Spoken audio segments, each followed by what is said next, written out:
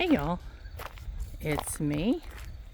It's about 6:30 on a Saturday evening, and I missed it. I was really trying to get out here to get a photograph or get a little video of the color when the sun was hitting these trees back here.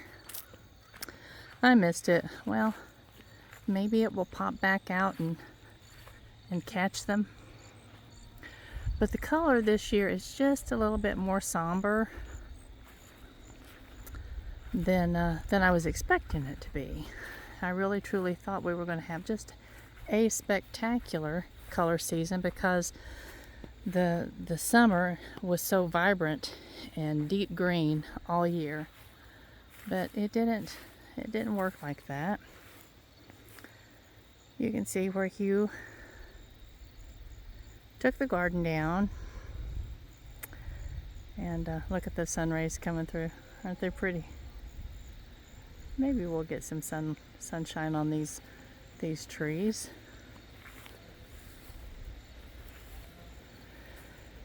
But the reason, and someone had suggested that we should have turned the chickens and whatever in here and let them eat everything off, and that would have in a regular year been okay. This year has served back and forth between being a garden and being a pasture. And what I had Hugh do this past year, there we're getting a little bit of the color. Well, there is a little bit of red. We're not seeing as much red this year as we typically do. The color has just been, I don't know, like I said, somber. And it seems like everything is turning more quickly to a brownish yellow than to the vibrant yellows that we usually get. So a little disappointing, but that's okay. You can't just have everything all the time. Up there we can see a little bit more color. A little bit more color. But the reds have been not as intense as usual. Of course, now dogwoods aren't usually intensely red. They're usually more that color. But anyway, I just thought y'all ought to see a little bit of what's happening. At some point this week, I think I'm going to go over to Lake Junaluska and walk, and I'll take my camera. I won't talk a lot while I'm filming because people will look at me funny. So I'll just carry the camera around and film. But I think y'all will enjoy it immensely. Lake Junaluska is beautiful. And when the color starts changing, it's absolutely spectacular. But did want to show you that my little mountain mint has done well. I lost one of them, and I'm not sure exactly what happened to it, but that's okay. They're supposed to spread prolifically, so I'll be able to dig some of the growth up from the roots. There's the other one. And just spread them on down this fence. They're wonderful for bees. And Hugh and I got a call this past week. Someone had bees that they needed to have captured and moved out of their home, but we don't have our beehives repaired from whenever, I think it was a bear that got into them this past spring. Just ripped them to shreds. So it had to have been something as big as a bear. I can't imagine a raccoon would have gotten into them. Quite not to that degree.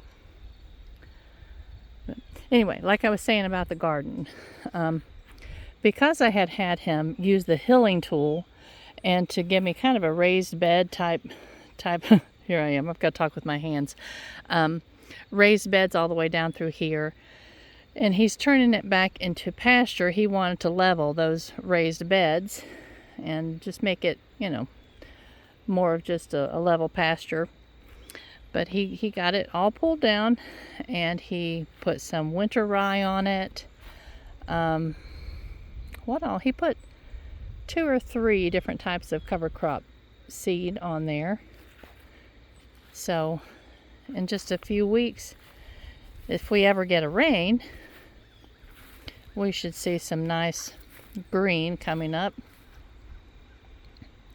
And then at some point this winter, his cattle will come in here and start nibbling on this. And I think, girls and guys, I think I have made a weird decision. And if y'all know by now, sometimes my decisions sometimes my decisions will change course. And it's not that I can't make my mind up. Well, yeah, actually that's part of it. But it's that I'm as ADHD as my children. And so Aaron comes by it very honestly when he has an idea and it seems like a perfectly wonderful idea, and he goes with it, and then he has another idea that kind of puts him off on a different path. That's just something, we're trying to live with, so be patient with us. It's it just is what it is. Oh gracious. But what I was going to say is I've decided that for now that I'm not going to grow in a garden where Hugh grew the beans and the potatoes last year, or this past summer, and we had tomatoes and some peppers up there. Now we may grow a bit up there and just grow those types of things, just the peppers. Look at this, look at that. Is that not gorgeous? Just the peppers. There comes the sun. There comes the sun. And the potatoes and the corn and the beans. Just the regular old-fashioned garden vegetables will grow up there. But last week I was showing you again where I'm planning on putting my raised beds for my perennial garden. Hugh and I are getting ready to get started. He's actually sawing the lumber for that for me.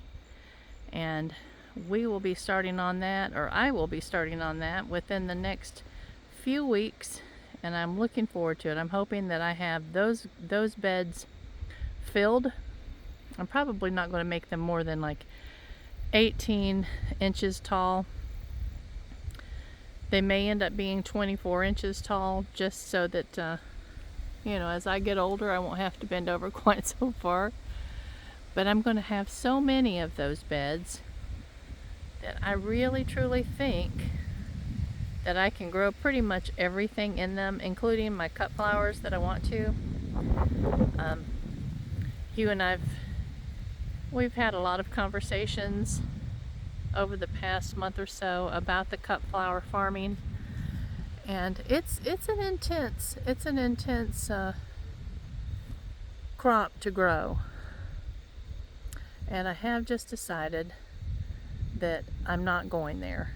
I am going to grow cut flowers, but just basically to let friends and come in and cut and enjoy, and just for myself to keep some vases of flowers in my home, and for the bees, whichever types of, not all cut flowers are really bee beneficial, but they still have a benefit for butterflies or and different types of pollinators. So there'll always be cut flowers on this place somewhere. But I think that my focus will be just on building the my mind's scattered. Hold on a minute.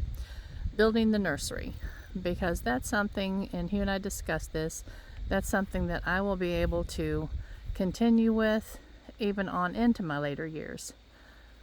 I'm 62 now, and that's relatively young, but just in looking, down the road 15 years or so, I want something that I will be able to manage without a lot of help. And that will be something that I can do. There's not a lot of heavy lifting. And I'll have my greenhouses built hopefully within the next, within the next year or so. So that's the goal with that.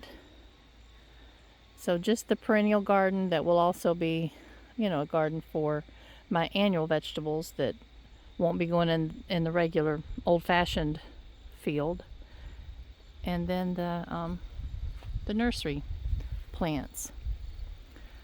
But I just thought y'all needed to see the color, and I'm just rambling about the ideas for future projects. They're kind of the same projects I've had in mind for the last couple of years. Look at the clouds. Aren't they beautiful? So I haven't changed my mind on those. But this year just kind of fell by the wayside because I had COVID in March, and then in April I damaged my leg, and that took a very, very long time to recover from. So, and that's another thing to keep in mind, because I told Hugh, I said, if I had actually been relying on the cut flowers and the garden down here for an income this past year, I would have been sorely disappointed, because I didn't have the energy because of the COVID, or the ability because of the torn calf muscle to have done those things. But I think that working in a greenhouse, I could have managed. I could have continued on a path. It's getting pretty breezy out here. I hope this isn't causing a lot of problems with the sound. But anyway, with the nursery, I do believe I could have continued on and kept it going in the right general direction. So that's at least my supposition. Look up there where the sunbeams coming through the gap of that mountain. Isn't it pretty? But hopefully I will be actually going to Lake Junaluska. I'm going to wait until later on in the week, because the color will continue to change, and I'd like the leaves to be as vibrant as they can. I think we're supposed to have a rain toward the end of next week, and when they reach this stage, you never know if a rain or a stiff wind is just gonna pull them loose and end the color season. But hopefully next year we'll have a really vibrant color season. I would love for y'all to see a real amazing color season here in Western North Carolina.